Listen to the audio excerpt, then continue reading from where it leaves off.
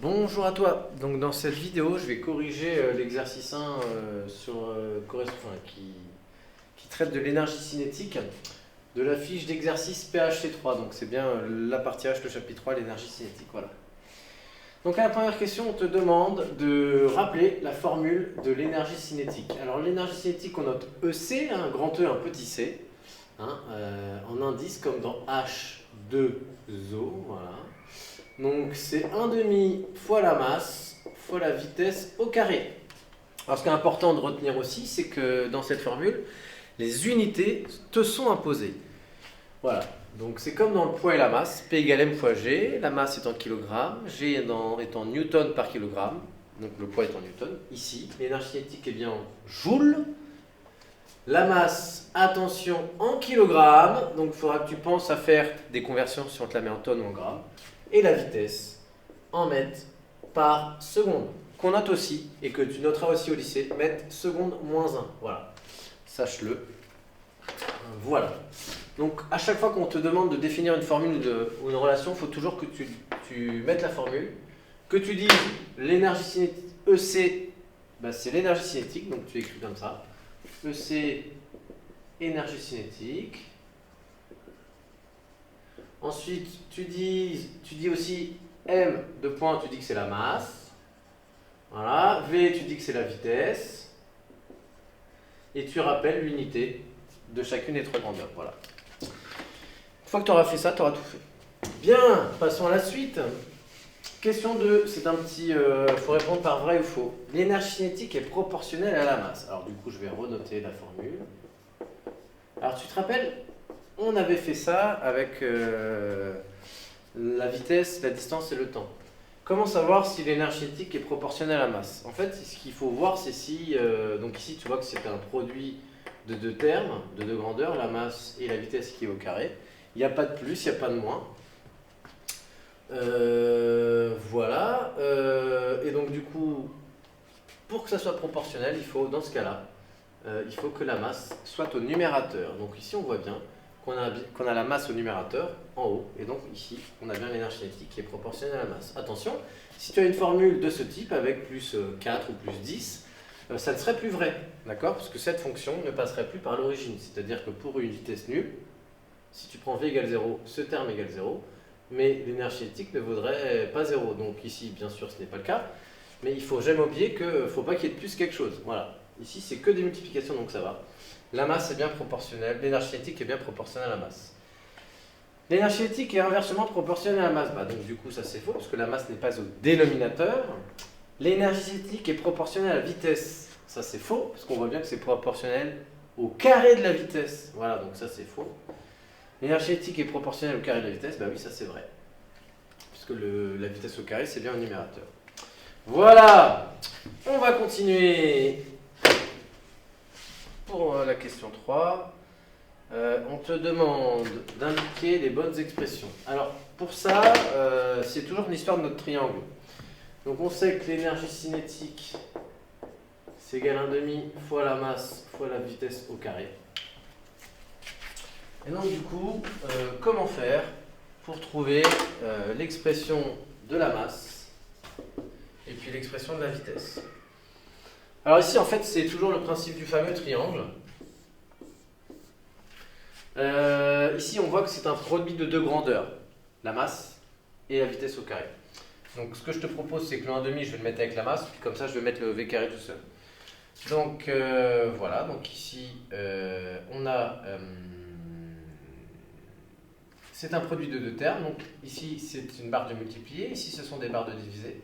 Donc on a 1,5 de m et la vitesse au carré, voilà. Bon, j'aurais pu mettre le 1,5 de ce côté-là aussi, il n'y a pas de problème, mais il ne faut pas le mettre aux deux par contre. Ensuite, du coup, il reste l'énergie cinétique qui est située en haut. De ça, je déduis quoi? Je déduis que l'énergie cinétique, c'est bien 1,5 fois m fois la vitesse au carré. Je déduis aussi que 1,5 de m, c'est égal à quoi? Si je cache, c'est bien EC sur v carré. Voilà. Alors du coup, on voit que je n'ai pas directement m. Voilà. J'ai 1,5 de m. Donc si la moitié de m, ça vaut ça, je vais multiplier par 2 à gauche et à droite l'expression, puisque ça reste une équation. Et donc du coup, je vais pouvoir ensuite simplifier. Alors pourquoi j'ai multiplié par 2? Parce qu'on multiplie toujours par l'inverse du nombre qu'on veut disparaître. Je veux enlever le facteur 1,5 pour obtenir que m. Donc je vais multiplier par l'inverse d'1,5, c'est 2. Voilà, donc je multiplie par 2, de à gauche à droite. 2 fois 1,5 ça fait 1, donc il me reste masse égale 2 fois EC sur V carré. J'ai mal fait mon carré. Voilà, donc on va le réécrire ici. 2 fois l'énergie cinétique sur la vitesse au carré. Ensuite, cette fois-ci, je veux la vitesse, l'expression de la vitesse. Alors pour l'expression de la vitesse, cette fois-ci, je vais cacher la vitesse au carré. Donc on voit que la vitesse au carré, c'est égal à quoi? À énergie cinétique divisé par 1/2 de m. Voilà. Donc on en déduit. Alors, tu sais en mathématiques, que quand tu as A sur B sur C avec un égal ici, par exemple, imaginons que c'est D. Alors attention, tu peux dire que c'est A fois C sur B, c'est-à-dire que tu vas inverser le nombre d'en bas. Alors attention, hein, si tu as une autre expression de ce type A sur B divisé par C sur D, tu vas avoir donc la fraction du haut que tu réécris, A sur B, fois la C sur D, tu l'inverses, donc ça fait fois D sur C. Ici, on va utiliser cette expression. Donc il faut bien faire attention où est ton égal. Hein. Il faut bien regarder la barre, la bonne barre. Donc ça, c'est la barre où se situe le égal. Donc ça, c'est bien le dénominateur. Il faut bien faire attention à ça. Donc ici, je vais pouvoir retrouver ma formule. Quand je divise par 1,5, c'est comme si je multiplie par 2 en fait. Hein. Donc ça me fait 2 fois EC sur M. Voilà. Et donc ça c'est V carré. Donc pour obtenir la vitesse, qu'est-ce que je fais? Je vais faire la racine carrée. Alors tu vas me dire, ça sort d'où ça? Tu as peut-être déjà vu avec Pythagore que lorsque AB carré égale 25, tu en déduis que AB égale du coup racine carrée de 25. Là c'est pareil. J'ai V carré, j'en déduis V. Voilà. 2 fois EC sur M. Donc je te laisse entourer les bonnes réponses sur l'énoncé. Je vais te... Voilà. Donc ça c'est la technique du triangle. On voit que la technique du triangle commence à être un peu moins adaptée. C'est normal, au lycée on ne va pas fonctionner comme ça. Je vais te montrer une autre technique qui va beaucoup plus vite. Et celle-ci par contre je pense qu'elle vaut le coup d'être vue. Ok? Alors, l'idée quelle est-elle? Je veux la masse. D'accord? Pour la masse, ce que je vais faire c'est que je vais mettre 1/2 de l'autre côté et la vitesse au carré aussi. Alors du coup, comme je veux m égale, j'ai mon énergie cinétique de l'autre côté. Alors tu as vu, hein, là j'ai mis mon m de l'autre côté, mais j'ai mis aussi le égal. Donc comme c'est une équation, je peux tout mettre à gauche et tout mettre à droite, ça ne changera rien. Hein, d'accord? Donc voilà, donc on peut écrire que par exemple, 1/2 de mv carré égale c. Ça j'ai le droit, parce que c'est une équation. Voilà. Donc si je veux m, comment je fais?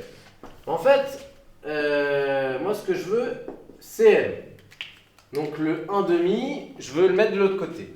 C'est simple. Ce que je vais faire, c'est comme le 2 est dénominateur, je vais pouvoir le basculer de l'autre côté. Et comme il est dénominateur, il est en bas. En le basculant de l'autre côté, il va passer en haut. Je le mets en haut. Le v carré, il est situé en haut. Donc en le passant de l'autre côté, il va passer en bas.